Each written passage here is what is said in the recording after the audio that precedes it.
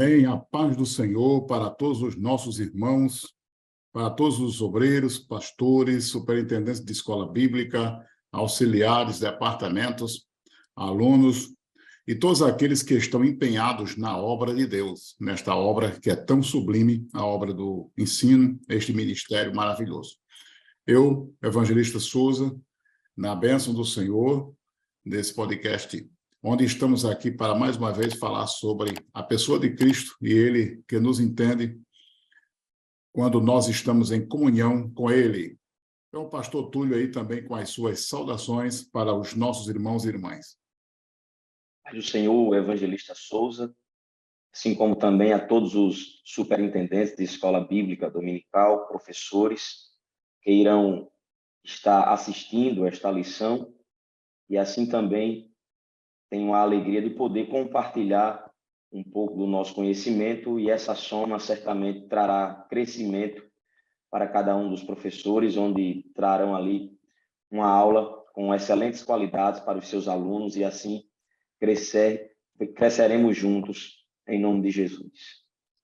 Amém. Então, nós estamos hoje com a temática desta lição, que é Cristo entende você, baseado no versículo, o texto áureo, de Epístola aos Hebreus, capítulo 4, versículo 15, que diz: porque não temos um sumo sacerdote que não possa compadecer-se das nossas fraquezas, porém um que, como nós, em tudo foi tentado, mas sem pecado.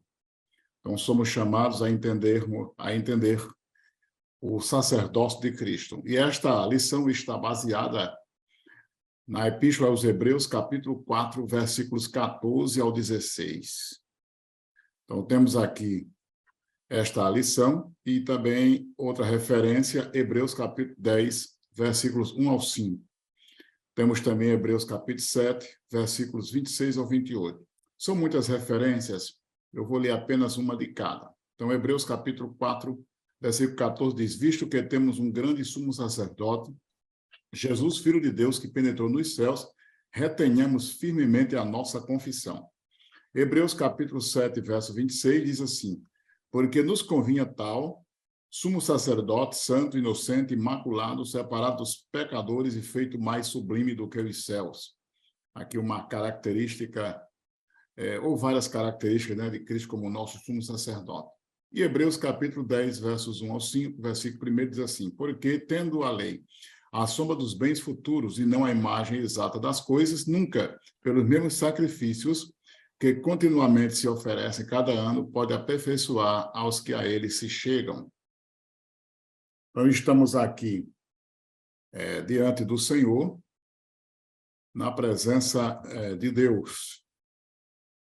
E aí temos aqui alguns objetivos, ou por que não dizer, os objetivos específicos desta lição bíblica, que é exatamente demonstrar a grandeza do sacerdócio de Cristo em nossa vida, ao mesmo tempo também mostrar que o Senhor intercede por nós. E como Ele intercede por nós, é necessário que nós tenhamos comunhão com Ele.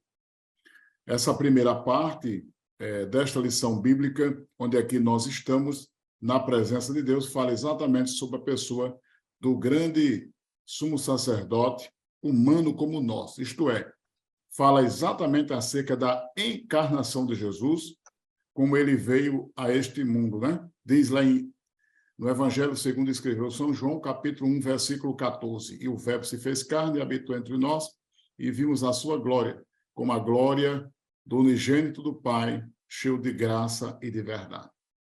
Então, o pastor Túlio aí tecendo considerações sobre Jesus, o grande sumo sacerdote. Graças a Deus.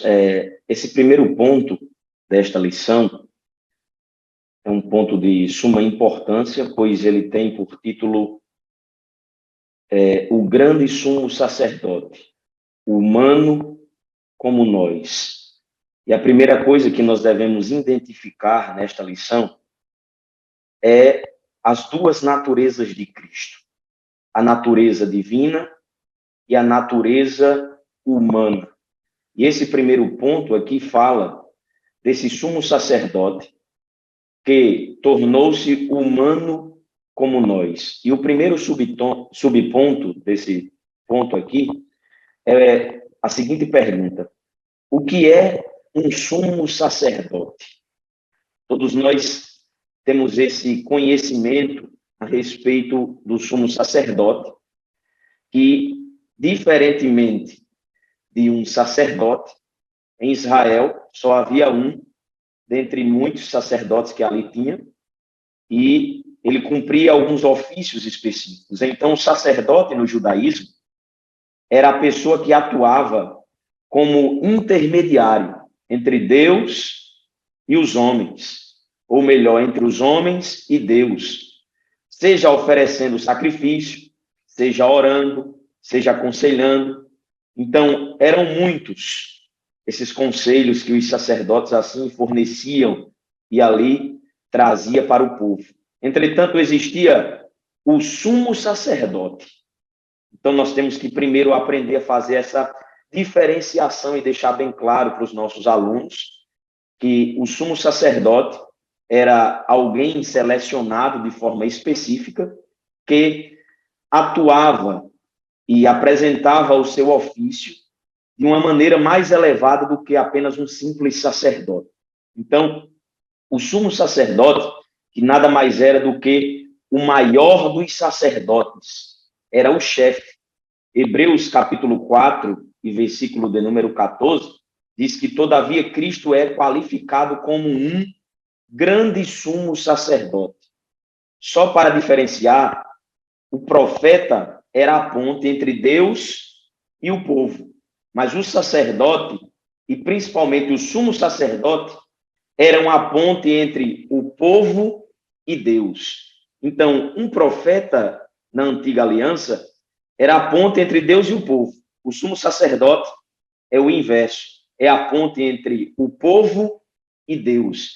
Então, o sacerdote tinha por ofício principal fazer esta ligação entre o povo e Deus, porque na antiga aliança isso era um ofício que só o sumo sacerdote estava comissionado a fazer quando entrava ali no Santo dos Santos para oferecer os sacrifícios por si, pelos seus pecados, pelos da sua família e também pelos pecados de toda a nação para obter o perdão de Deus. Então, o sacerdote, ou melhor, o sumo sacerdote, é este ser específico, único, que cumpria esse ofício. Então, há um ponto importante que os professores devem apresentar essa diferenciação entre o sacerdote comum e o sumo sacerdote, que era alguém elegido para cumprir esse ofício específico de ligação entre o povo e Deus. Então, esse é o primeiro ponto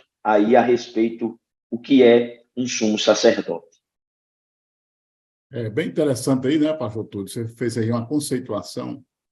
Verdade. Na realidade, dentre aqueles ofícios principais, que era o rei, o sacerdote e o profeta, todos eles tinham as suas funções peculiares, né, singulares.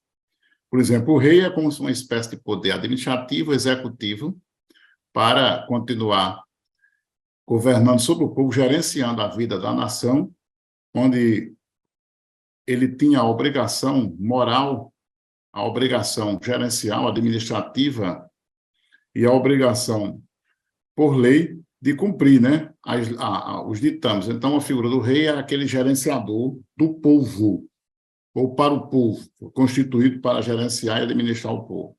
O profeta, conforme o pastor aí falou, pastor Túlio, era aquele homem que recebia a mensagem de Deus para o povo, enquanto que o sacerdote, ele já levava as causas do povo a Deus. Por isso que o trabalho dele era exatamente fazer essa ponte, né, essa interseção. Outra coisa, evangelista Souza, aqui, interessante, nós devemos também pontuar aqui nesta lição, é que Cristo, ele é o grande sumo sacerdote, pois esse mesmo ofício que era ali apresentado no Antigo Testamento apontava, tipificava aquilo que Cristo faria conosco nos conduzindo a Cristo. Ele é a ponte que leva o homem a Deus. Ele é esse mediador. Então, é importante também os professores apresentarem essa figura de Cristo como o cumprimento daquele tipo que o Antigo Testamento ali apresentava. Com certeza, diante do conhecimento que o professor terá que, ao mesmo tempo, diferenciar, o professor tem que direcionar, e o objetivo maior é exatamente levar a pessoa de Cristo. Ele é o grande sumo sacerdote, onde ele é o nosso intercessor. Por isso, aqui na lição nós temos algumas características que envolvem exatamente os atributos desse sumo sacerdote. Ele tinha grande em compaixão, ele era grande em compaixão. Então, é uma ótima mensagem, conforme diz em Hebreus 4,15, que esse nosso grande sumo sacerdote, ele tem compaixão de nós, ou seja, ele sabe o que a gente passa, ele conhece nossas dores, nossas feridas, nossos sofrimentos, nossas necessidades, pois esteve aqui conosco e, ao mesmo tempo, ele está conosco e está dentro de nós. Jesus em tudo foi tentado, ele, entretanto, diferente de nós, nunca pecou. Então, assim como você e eu possuímos diante de Deus esse mediador perfeito, é importante que o professor estabeleça exatamente esta relação para que os alunos entendam acerca de que nós somos pessoas que falhamos, embora nós não concordemos com estes erros, mas Cristo ele veio exatamente para nos dar o perdão. E diante disso, espiritualmente, nós somos levados ao trono da graça, mediante a intercessão desse sumo sacerdote. Então, diante de tão grande sumo sacerdote que compreende, entende a gente, por isso que o tema é Cristo entende você, ele conhece a nossa estrutura. Isso não quer dizer que o Senhor passa a mão nos nossos pecados. Então, é bem interessante que o professor mostre que o fato de Jesus nos entender não significa que ele vai sempre concordar com as nossas faltas ou erros, né? Que alguém erra e diz assim, não, mas Jesus te entende. Não é essa a grande questão. A questão é que Jesus nos entende, mas para que nós possamos entender ou entender essa compreensão teológica acerca deste entendimento de Jesus em nossa vida, é que a gente precisa se aproximar do trono da graça, encontrar perdão para os nossos pecados, é nos voltar para Deus, e não a gente usar essa expressão, né? Ah, mas qualquer coisa ele te entende, meu irmão. Ele sabe a sua fraqueza. Verdade, Jesus conhece a nossa fraqueza. Mas aí é exatamente nós entendemos que precisamos dele para que nós sejamos restaurados diante da sua presença. Então, quando chegamos, né, ao trono da graça, nós não seremos mais condenados, mas receberemos um abraço afetuoso do Pai. E aí, como filho pródigo, ele voltou, e levantando-se, ele foi para seu pai, quando ainda estava longe, né? Ele viu o seu pai e se morreu de íntima compaixão. E correndo, diz a Bíblia, lançou-se-lhe ao pescoço e o beijou. É uma maravilha de Deus, mas tudo isso mostra que essa compreensão de Jesus na nossa vida é para nos perdoar, não é para passar a mão sobre os nossos erros.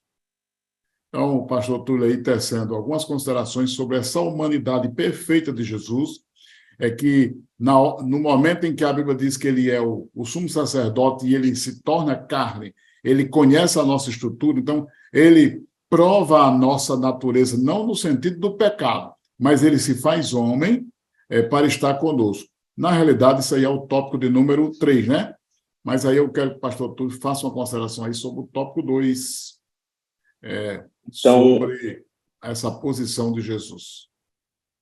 Esse segundo tópico aqui desta lição, ele apresenta esse desenvolvimento, a dinâmica que a lição vem tratando, pois o evangelista Souza falou sobre a grande compaixão, que é esse sentimento de empatia pelo outro, alguém que sente a mais profunda afeição pela dor do próximo, e isso mostra que Cristo se preocupa conosco.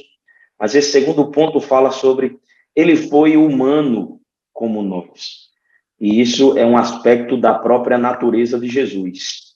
E o primeiro ponto fala porque nos convinha. E o comentarista da lição, ele diz o seguinte: o sumo sacerdote entrava uma vez, todos os anos, no Santo dos Santos, local mais sagrado do tabernáculo, feito por Moisés. Nessa ocasião, ele levava consigo o sangue de animais, a fim de fazer o pagamento pelos pecados dele e do povo. Por isso, em Hebreus capítulo 7, versículo 26, está escrito: porque nos convinha, ou seja, era conveniente, apropriado, oportuno, vantajoso, cômodo, que viesse alguém para nos desobrigar de realizar os rituais da lei de Moisés, que não resolviam o problema do pecado. Isso aqui tem que deixar claro. Por que foi necessário Cristo Jesus se fazer homem para vir se tornar um de nós e cumprir a missão que o Pai o havia assim o designado para cumprir? Porque nenhum de nós tínhamos condição alguma de cumprir de forma total todas as leis que eram exigidas para que o homem cumprisse ali na lei de Moisés. Alguns acreditam que tinham pelo menos 613 mandamentos. E Tiago diz que se nós tropeçássemos em apenas um, tornávamos culpados de todas as outras. Isso mostra que nós éramos incapazes de atingir a exigência perfeita da lei. Então Jesus veio, se fez homem, para realmente cumprir de forma plena todos os requisitos da lei. E de uma forma maior, era conveniente que Jesus viesse, porque ele tornaria-se o nosso substituto. Ele nos substituiria e pagaria o preço pelos nossos pecados. E o escritor da lição, ele pontua aqui algo bastante importante de ser destacado, é que Cristo, ao realizar aquele ato de amor na cruz, ele estava ali pagando o preço pelos nossos pecados. Então, nós temos que entender que nossos pecados não foram desculpados. Os nossos pecados, eles foram punidos. E punidos em Cristo Jesus. Jesus estava recebendo a punição pelos nossos pecados. Estava pagando a Deus, o próprio Pai, e assim satisfazendo a justiça de Deus para que nós pudéssemos ser perdoados. Então, no Antigo Testamento, aqueles sacrifícios que eram apresentados apontavam para o sacrifício perfeito de Cristo. É tanto que o escritor aos Hebreus vai dizer que era a sombra das coisas dos bens futuros. Essas coisas dos bens futuros é a própria substância que transmitia essa sombra. E a substância principal era o próprio Jesus. Então, os sacrifícios do Antigo Testamento, o escritor aos Hebreus vai dizer, sangue de touros, de bodes ou de animais, não podia de maneira alguma aperfeiçoar os adoradores, perdoar pecados, mas Jesus Cristo, com o seu sangue perfeito ali derramado na cruz, pagou o preço pelos nossos pecados de uma vez por todas, de maneira que não necessita mais nós estar oferecendo no tabernáculo, levando para a igreja, trazendo para os dias contemporâneos, animais para sacrificar em busca de sermos perdoados, porque os nossos pecados já foram perdoados na cruz, e isso foi o sacrifício perfeito, de maneira que Jesus ali ofereceu de uma vez por todas, dando a oportunidade ao homem de ser reconciliado com Deus. É uma bênção, porque foi de uma vez por todas. Então, ele morreu e o seu sacrifício foi suficiente. Então, ele derramou o seu próprio sangue como pagamento, né, pelos nossos pecados, e uma vez por todas, conforme atesta em Hebreus capítulo 7, versículo 27. Então, é importante que o professor ele demonstre aos seus alunos que a redenção de Cristo foi perfeita, não foi uma coisa relativa. Porque tem algumas doutrinas por aí que elas dividem a redenção de Jesus como se fosse uma prestação. Eu acredito que o pastor Túlio conhece. Jesus na cruz demonstrou uma etapa desse sacrifício e 1.800 anos depois veio terminar aquela obra que começou na cruz. Aí cita um versículo de Hebreus para, numa espécie de validar essa doutrina. Nós não cremos assim. Nós cremos que quando o escritor, ou a escritora aos Hebreus, ou quem escreveu o livro dos Hebreus, ou a Epístola aos Hebreus, fala sobre esse sacrifício de Jesus, não está demonstrando um intervalo de tempo, e nem está pelo contexto do livro, e até mesmo de todo o Novo Testamento, não há lá uma doutrina básica que você possa dizer que Jesus começou na cruz, aquele sacrifício, e terminou 1.800 anos depois. Então, não cremos nessa doutrina assim. Ali foi perfeita, a obra de Jesus foi perfeita ali na cruz. Então, assim como a redenção perfeita, não há mais necessidade da morte de animais, também não há necessidade de Jesus fazer de novo o sacrifício, porque ele fez lá. Então, os métodos do sacrifício de Jesus em nosso favor, eles são permanentes e resta-nos crer na obra da salvação. Até porque não tem sentido você interpretar que Jesus veio 1.800 anos depois para concluir a obra da redenção, se até mesmo o escritor os Hebreus, quando ele escreveu aquele livro, ou a escritora, ou quem escreveu, mas entendemos que o conteúdo é teológico e verdadeiro, não tinha nem sentido estar descrevendo uma redenção que ia acontecer 1.800 anos depois, não é, pastor Júlio? Não tem sentido. Então, claro que o escritor dos Hebreus estava demonstrando uma redenção absoluta, plena, onde os métodos de sacrifício de Jesus em nosso favor são permanentes. Então, resta-nos apenas crer nesse sacrifício, na obra expiatória, a obra da salvação, mediante o poder de Jesus, e aí a gente recebe a purificação de nossos pecados. É dessa maneira que Cristo, ele entende-nos. E aí, nessa lição, tem também uma expressão chamada mal do esquecimento. Lógico que isso aí é uma expressão teológica com base numa interpretação, o mal do esquecimento no sentido espiritual. Muitos até dizem assim, não existe esse mal. Lógico, não existe do ponto de vista físico, mas aqui é de uma interpretação hermenêutica, sim, né?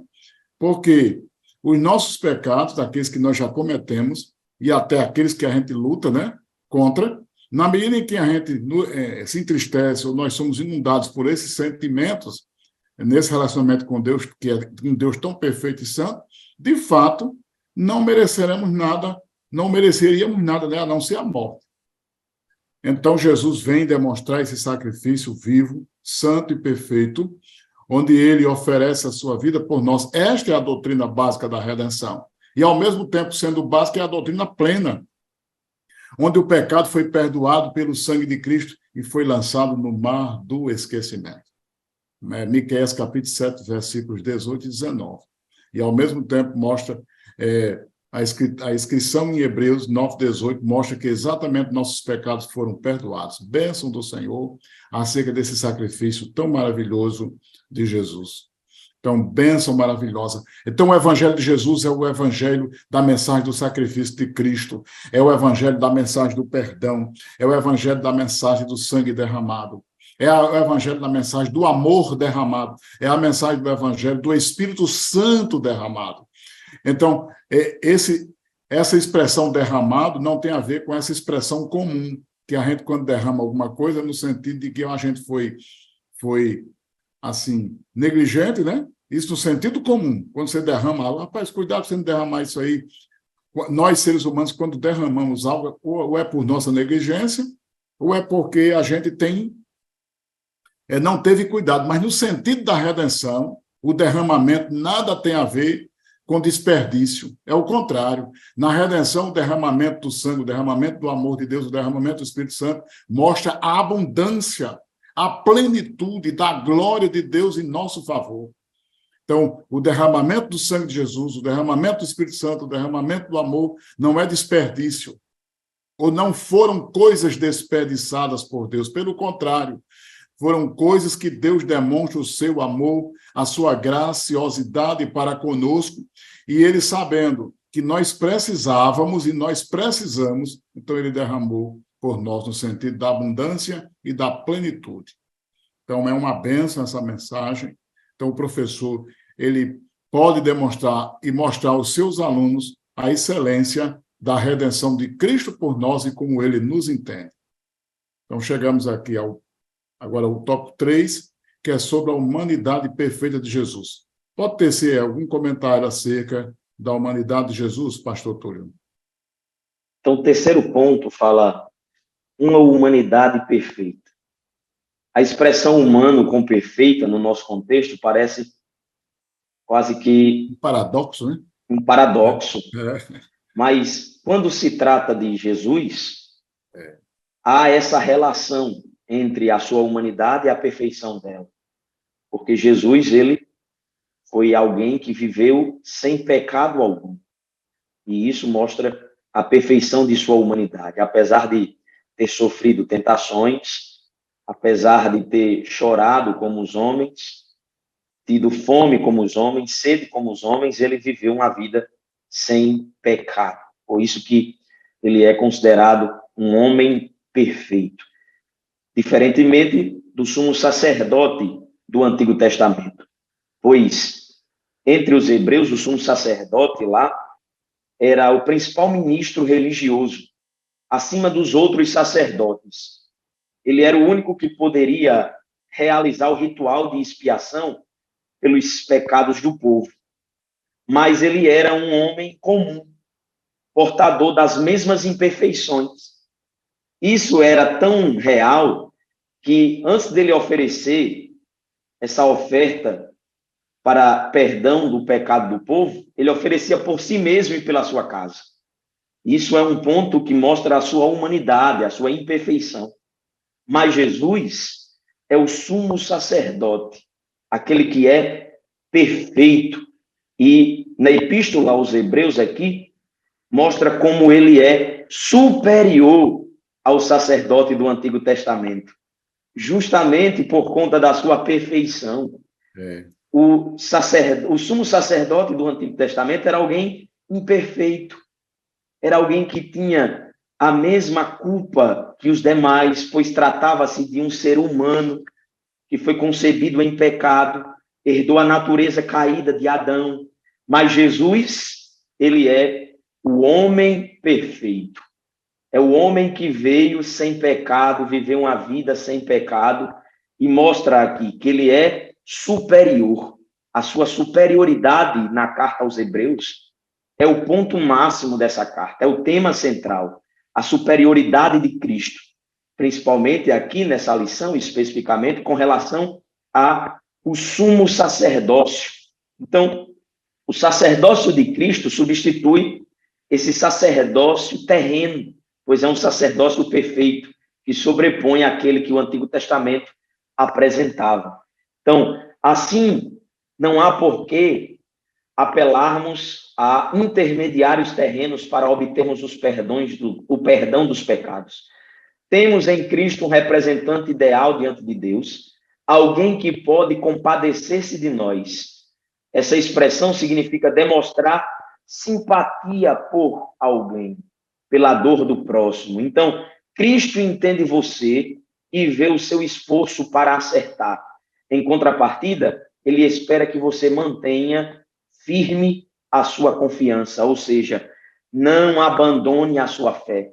Em Cristo nós temos ali o perdão de todos os nossos pecados. Que coisa extraordinária, Souza, evangelista Souza, porque nós não tínhamos esse poder de nos auto-perdoar, de pagar o preço pelas nossas dívidas. Nós não tínhamos esse poder aquisitivo suficiente. Mas Jesus, o sacerdote superior, perfeito, segundo a ordem de Melquisedeque, ele apresenta que é possível, sim, mediar o homem, levando ele de volta a Deus através do seu arrependimento e confissão no seu ato sacrificial ali na cruz. É uma benção. Então, essa humanidade perfeita mostra exatamente que o sacerdócio de Jesus ele está referenciado não mais no sacerdócio levítico, mas sim segundo a ordem de Melquisedeque. O sacerdócio levítico passa a ser apenas também um referencial para nós compreendermos o sacerdócio de Cristo, mas a ordem é de Melquisedeque, conforme o escritor aos Hebreus menciona, não tendo princípio de dias nem fim de vida. Ele está se referindo a Melquisedeque no sentido do registro, né? Então, no sentido teológico, Jesus Cristo é um sacerdócio eterno, tem um sacerdócio eterno, e é o sumo sacerdote em que substitui o sacerdócio terreno, conforme aí o pastor Túlio, ele menciona.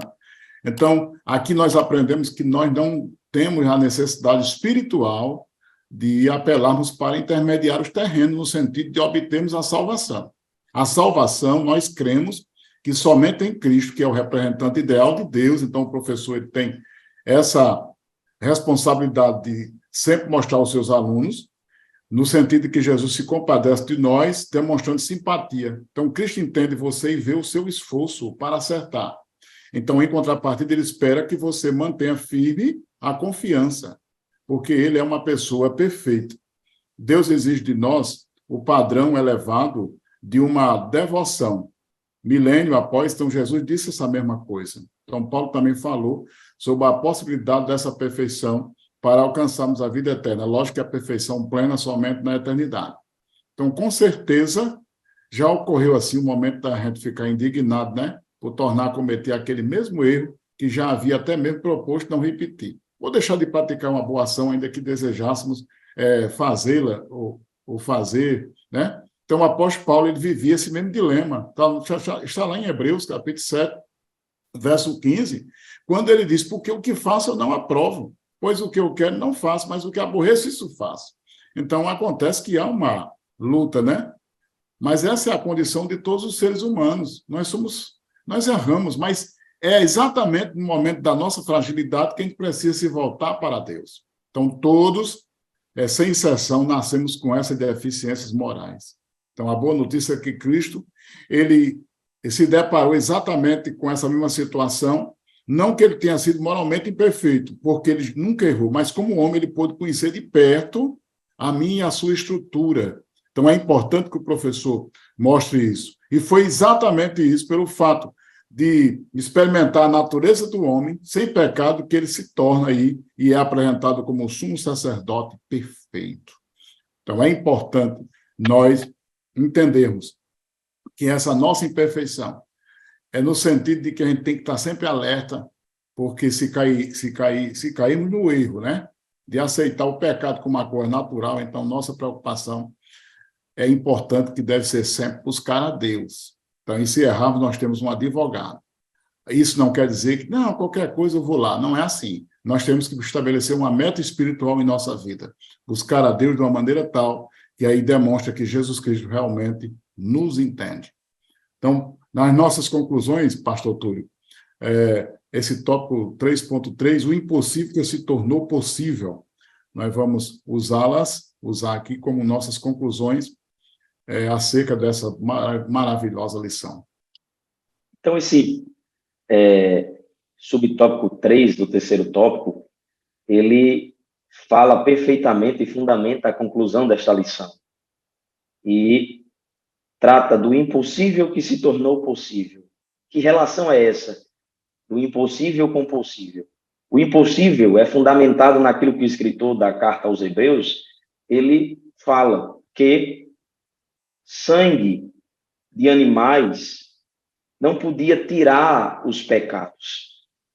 Era apenas uma espécie de cobertura para apaziguar a ira de Deus sobre o pecado, sobre a vida daqueles ali que estavam. Mas Jesus cumpriu essa expiação de forma perfeita, de maneira que João Batista, quando percebe que Jesus ali vinha na beira do Jordão, ele olha para Jesus e diz: eis aí o Cordeiro de Deus, que agora não mais cobre, mas agora ele tira de uma vez por todas todo o pecado do mundo.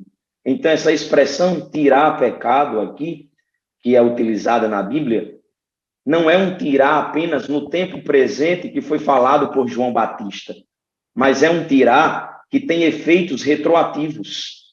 É um tirar que tem efeitos futuros.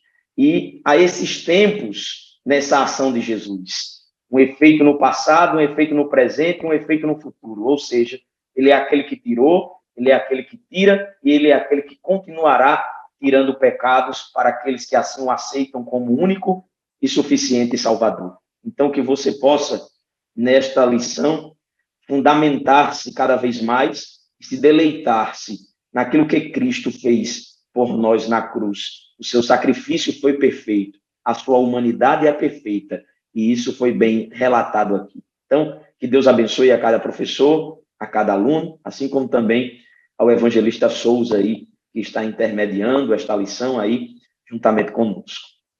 Graças a Deus, né? Então, o Senhor é mencionado em Hebreus 4,14 como grande, mega, né? Sumo sacerdote. Então, Jesus, que é esse nome humano dele, Filho de Deus, que é esse título divino, ele atendia a todos os requisitos da justiça divina. Então, é a expressão teológica que dizemos 100% homem e 100% Deus. No sentido estatístico humano, a gente não pode usar, né, essa estatística. Como é que alguém é 100% homem e 100% Deus? No sentido humano, não, mas no sentido teológico, sim. Que Jesus é plenamente homem e plenamente Deus. E nem também pode dizer que Jesus era 50% homem e 50% Deus. Essa expressão ela é errada tanto do ponto de vista estatístico como também teológico. Mas se nós dissermos que Jesus foi 100% homem e 100% Deus, aí atende o requisito teológico. Então, em razão disso, Jesus tinha as duas naturezas e ele entende você com seus dilemas e o ajudará a superar seus pecados. Então, o professor da escola, ou a professora, tem sim a responsabilidade de mostrar que mesmo diante do nosso dilema, nossas dificuldades, nossos erros e falhas, temos um Jesus que se compadece de nós. Bênção do Senhor, que Deus nos abençoe e que a gente possa sempre, na presença de Deus, buscarmos a Jesus como a nossa única certeza de fé e esperança. Amém para todos os nossos irmãos.